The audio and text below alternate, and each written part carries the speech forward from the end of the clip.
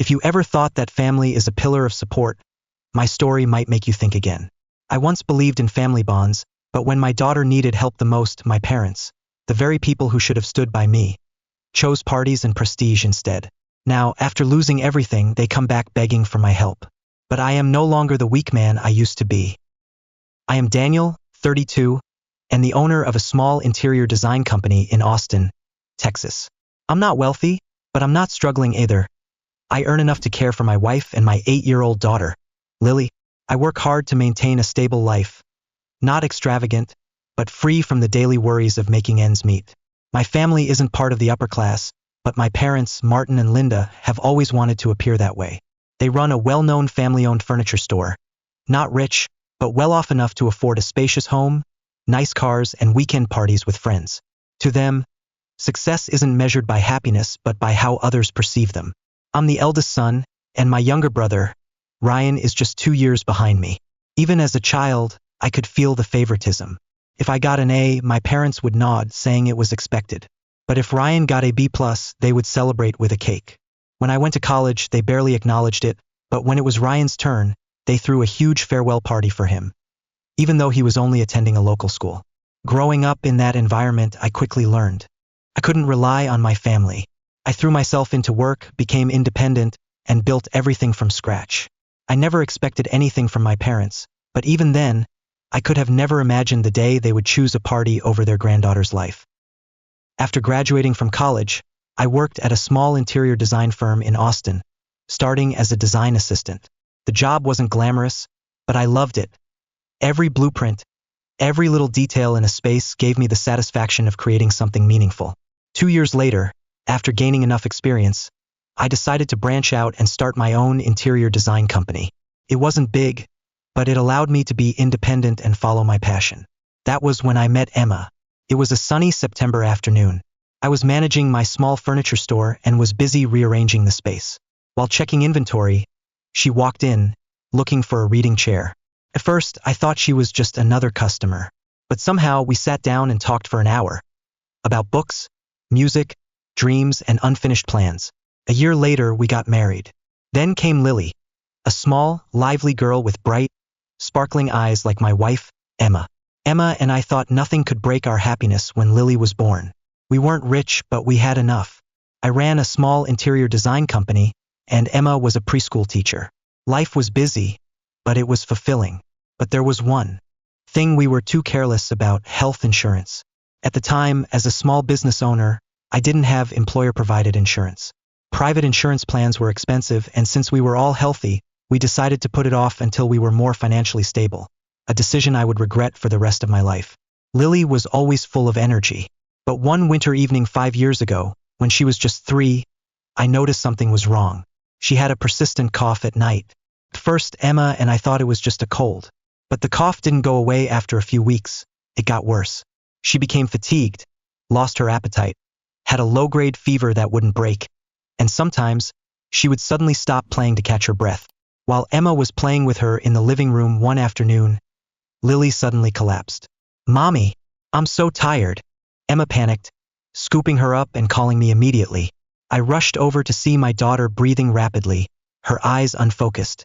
Without hesitation, I carried her to the car and drove straight to the emergency room.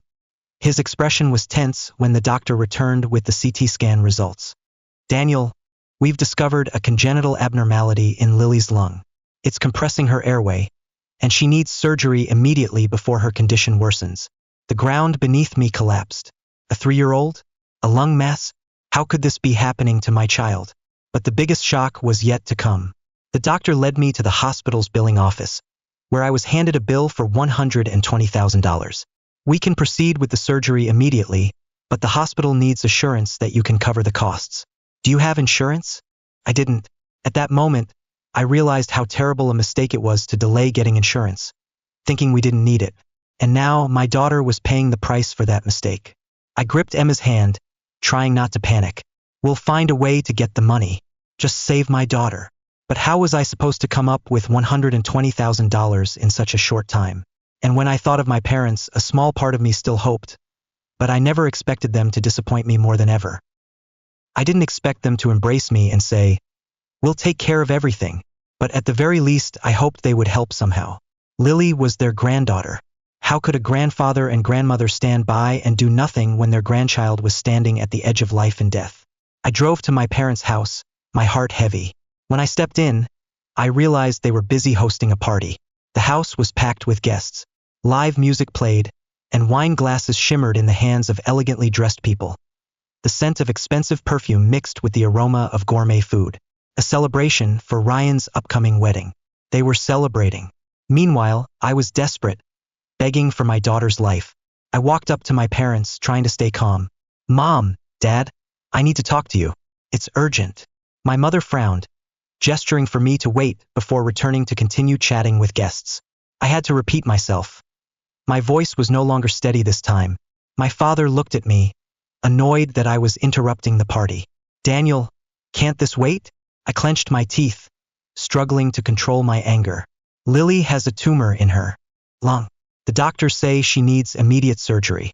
If she doesn't get it, she might not make it." I paused, waiting for some concern. They should ask, "Where is she?" They should ask, "Is she in danger?" They should ask, "What did the doctor say?"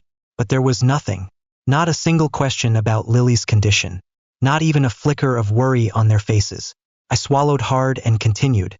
"The hospital requires a $120,000 payment before they can proceed with the surgery. I've tried everything but can't come up with that amount quickly. Can you help me? I don't need the full amount. Just enough so they can operate immediately." I looked at them, waiting for even a sliver of hope. My mother set down her wine glass and sighed. "Daniel, we've already planned Ryan's wedding. We can't cancel or postpone it now." I blinked, unable to believe what I had just heard. My father crossed his arms, his voice as emotionless as an investor calculating profits. "We've already spent $300,000 on his wedding. If we give you that money now, the wedding won't happen." I stared at them, feeling a cold numbness spread through me. They had spent $300,000 on a lavish wedding for Ryan, yet they wouldn't spare a dime to save Lily's life. I turned to Ryan, my younger brother, who I had always protected, helped, and supported. He stood in a tailored suit, champagne glass in hand, looking at me as if I were an inconvenience. I abandoned my pride. I dropped to my knees right in the middle of the crowded party. "Ryan, I'm begging you, just help with a small part. I'll pay you back. But Lily, she will die without this money." I looked into his eyes, hoping some humanity was still left in him, but he took a step back as if I were some filthy beggar. He scoffed. "You think I'm going to cancel my wedding over this?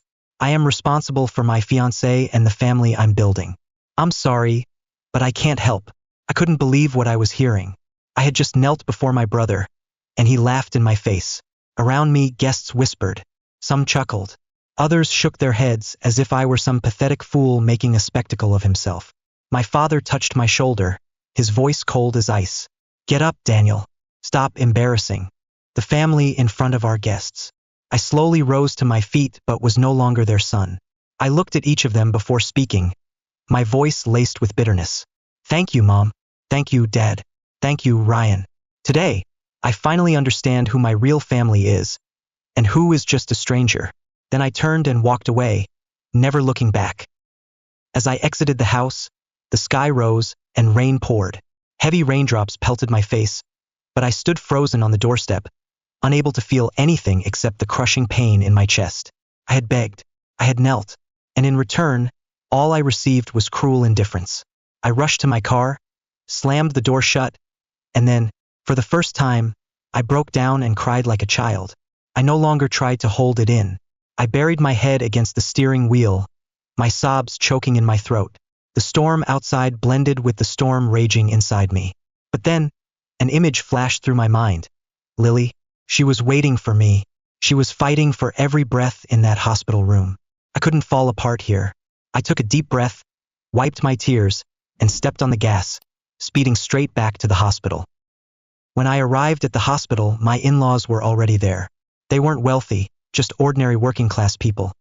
But the moment I stepped inside, my mother-in-law rushed to me, gripping my hands tightly, her eyes red with worry. "Daniel, why are you soaked? Did you talk to your parents? Will they help?" I couldn't answer, but she only needed to look into my eyes to understand. My father-in-law quietly placed a hand on my shoulder. It's okay. We'll figure it out ourselves. We sat down with Emma, determined to act immediately. The following day, I started selling everything I could. My beloved car, gone in an instant for $15,000. Every last cent of our savings, $25,000, completely wiped out. I borrowed from friends and colleagues. The people at my company, many barely making ends meet, still stepped up to help. A young employee, who had only been with us for 6 months, pressed $500 into my hand. Boss, I don't have much, but this is all I can give. An old coworker, someone I hadn't spoken to in years, called and sent me $3,000. I owe you a favor. It's time I repaid it. Every coin, every bill, and every small contribution came together to save Lily. But it still wasn't enough. I sold my computer, my watch, and even our furniture. Our apartment grew emptier by the day, and yet I was still $40,000 short. Just as I was struggling to figure out where to find the remaining $40,000 to reach the $120,000 total, my in-laws called. Daniel, how much more do you need? My father-in-law's voice was steady, unwavering.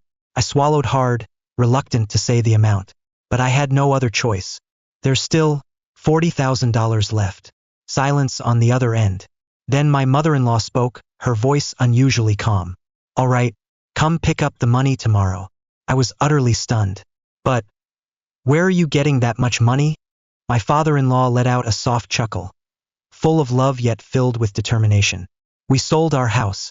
As long as Lily gets better, it's worth it. I stood frozen. They had sold their own home to save their granddaughter. My parents had turned their backs on their flesh and blood, yet my in-laws, who shared no blood ties with me, were willing to sacrifice everything for Lily. I couldn't hold back my tears anymore. I don't know what to say. My father-in-law smiled warmly. As long as Lily is healthy, that's all that matters, son. With the final amount from my in-laws, I had gathered all the money. Lily's surgery was a success. When the doctor stepped out of the operating room and said, "The procedure went very well. She will recover gradually," I collapsed onto the chair, burying my face in my hands, feeling relieved, unlike anything I had ever known. Emma sobbed, my mother-in-law held her tightly, and my father-in-law stood there, nodding, as if this had been his plan all along. I looked back at everything that had happened. Family isn't defined by blood. The family comprises those who stand by you in your darkest moments. From that day on, I swore I would never beg my biological parents for anything again, because I had already found my actual family. After the storm, the sky cleared again. Maybe even fate was moved by our family's love for one another, and it finally stopped making things difficult for me. 2 weeks after the surgery, Lily was discharged from the hospital. She grew stronger each day. Each tiny step she took was filled with life. That day, as I pushed her wheelchair out of the hospital, she looked up at me with a bright, radiant smile. "Daddy, I want to run and play again." I couldn't hold back my tears, but this time they were tears of joy. I hugged her tightly, feeling her strong, steady heartbeat. I turned to Emma and met her loving gaze. We had been through hell and back, but were starting a new chapter. But deep inside me, there was still a fire burning. I hadn't forgotten the day I knelt and was turned away. I hadn't forgotten my parents' cold indifference. I hadn't forgotten Ryan's smug smile. They had looked down on me. Now I would show them exactly what I was capable of. After Lily recovered, I threw myself into work. I wasn't just working to make a living. I was working to repay those who had believed in me. I was working to honor those who had helped me. I was working to prove that I didn't need anyone's charity. I would create my destiny. I woke up at 5 a.m. every day, worked 16-hour days. I pushed myself to learn more than ever about management, investments, and business expansion. I wasn't just doing interior design anymore. I started taking on more significant projects, hotels, shopping centers, and office buildings. I never turned down an opportunity. Sleepless nights chasing deadlines, endless meetings with clients, high-stakes negotiations. Every challenge fueled the fire burning inside me. And then, everything started to change. 1 year after Lily was discharged, I landed the most significant contract of my career, a $2 million interior design project for a major real estate corporation. 3 years later, my company had grown fivefold. What was once a small business with just a handful of employees had now become one of the leading interior design firms in the region. My name started appearing in business magazines. From zero to millionaire, the journey of Daniel, the man who rebuilt his life after adversity. A success story written in tears. My parents had indeed read those articles. They had indeed seen me on television, speaking at an entrepreneurial conference. But this time, I was no longer Daniel, the son who needed their help. I was Daniel, the self-made entrepreneur who had built everything from the ashes. A year ago, I sat down for an interview with Forbes after my company was recognized as one of the 50 fastest-growing interior design firms. The journalist looked at me, curiosity and admiration in her eyes. "Daniel, what drove you to achieve your success today?" I smiled, a smile only I could fully understand.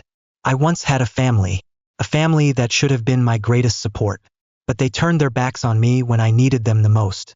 I knelt before them, begging for help to save my daughter, and they told me they had already spent all their money on my brother's wedding. Her eyes widened in disbelief. "Are you saying they chose to throw a wedding instead of saving their own granddaughter's life?" I nodded. "That's exactly what I'm saying, and I want to thank them. Their coldness and cruelty drove me to prove I didn't need them. Because of them, I turned my anger into success. I didn't hide. I didn't speak in vague terms. I called them out by name. My parents, Martin and Linda. My brother, Ryan. Thank you for teaching me that family isn't about blood. It's about the people who stand by you when you need them the most." The interview aired, and then the headlines exploded. Millionaire entrepreneur reveals how his family abandoned his dying daughter for a lavish wedding. Shocking truth. Grandparents let their granddaughter suffer while throwing a luxury party. When money matters more than life. The chilling story of a heartless family. My story went viral. Millions were outraged. Social media was flooded with comments. "I can't believe such heartless people exist. What kind of grandparents treat their granddaughter like trash? Ryan's wife must regret marrying a man who would rather let his niece die than cancel a party." But the storm was only beginning for them. After the interview, my partners cut ties with my parents. Longtime clients canceled contracts. Business connections disappeared. The same people who once raised their glasses with them at lavish parties now avoided them like a plague. Because no one wants to work with monsters. My parents were pushed out of the business world. They once stood proudly among the successful. But now they had nothing left. Alone and ruined. And Ryan, he once thought he had won. He had an extravagant wedding, a beautiful wife, and a comfortable life. He used to look at me with pity, thinking I was a failure for kneeling before him. But now his world was falling apart. When his wife, Ava, read my interview, she was horrified. "Ryan, is this true?" he stammered, searching for an excuse. But the truth is the truth. A few days later, Ava filed for divorce. She couldn't stay married to a man who let his niece suffer to throw a party. Ryan lost everything. A marriage built on cold-heartedness was never going to last.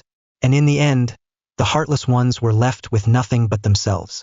Years ago, I had knelt before them, begging for help. They had laughed at me and told me I wasn't worth more than a party. But now, it was the world that had turned its back on them. And I had no regrets.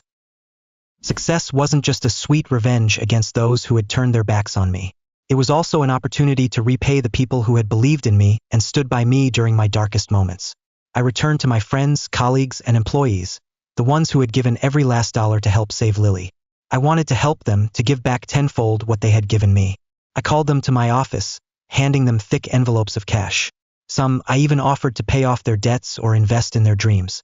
But they refused. They just smiled, their eyes warm, just like the day they had placed their last savings into my hands. "Boss, you don't need to do this. You've done something that not everyone can do. Overcome everything. We helped you because we believed in you, not because we expected anything in return." I couldn't find the words to respond. All I could do was grip their hands tightly, grateful beyond words, because these were the people who had shown me what true family meant. But there was one thing I couldn't let go: my in-laws. They had sold their home to save Lily, willingly choosing to live in a rental. And I couldn't let that sacrifice go unanswered. After Lily was discharged, I spent an entire year working to restore what they had lost. I secretly tracked down the new owner of their former house. I negotiated. I made offers. And eventually I repurchased it. The day I handed them the keys, my mother-in-law froze, her eyes welling with tears. "Daniel, how?" I smiled. placing a hand on her shoulder. You gave me everything when I had nothing. This is the least I can do to repay you. My father-in-law stood silent for a moment, then clapped a firm hand on my shoulder. His eyes filled with pride. I never once doubted you, son. We all sat together that night for an authentic family dinner, something I hadn't felt in a long time. 5 years after Lily's hospitalization, as our family prepared to welcome a new member, I decided it was time for a change. I bought a bigger home. Not just for Emma, Lily, and our soon-to-be-born baby, but also so my in-laws could move in with us. They gave me a home when I had lost everything. Now, I wanted them to have a life where they no longer had to worry about anything. Lily was overjoyed to learn she was going to have a sibling. But when I told her that her grandparents would be living with us, she jumped up and hugged me tightly. Daddy, I'll get to see Grandma and Grandpa every day. I smiled, ruffling her hair. That's right, sweetheart. They'll always be here with you. Watching Lily's radiant smile, I felt it deep in my heart. Everything had finally come full circle. I thought I would never see my parents again. But unexpectedly, a month ago, while I was in my office reviewing contracts for a new project, my phone rang. An unknown number. I hesitated for a moment but picked up. Daniel, it's Mom. That voice. The voice I hadn't heard in years. The voice of the woman who had watched me beg in desperation and turned her back on me. And now, that same voice carried regret and pleading. Can you help us? I didn't say a word. She let out a shaky breath before continuing, her voice trembling. We're in trouble. We mortgaged the house, and now the bank is about to seize it. We need $200,000 to keep it. $200,000. I remembered that day, when I needed just $120,000 to save my daughter's life, and they had chosen a party over their granddaughter. I remembered the moment I knelt before them, begging for help, and they refused without hesitation. I remembered my father's cold eyes, Ryan's smug smile, and their voices telling me that a wedding mattered more than life. And now, when they needed me, they thought I would help? I took a deep breath, keeping my voice calm. Mom, do you remember the day I came begging for your help? Silence. That day, I knelt in front of you and Dad. I told you that without the money, Lily might die. Do you remember? Her voice cracked. I remember, but you refused. You said Ryan's wedding was more important. You let me walk away without a second thought. She started sobbing. I know, I was wrong. But please, Daniel, we really need you.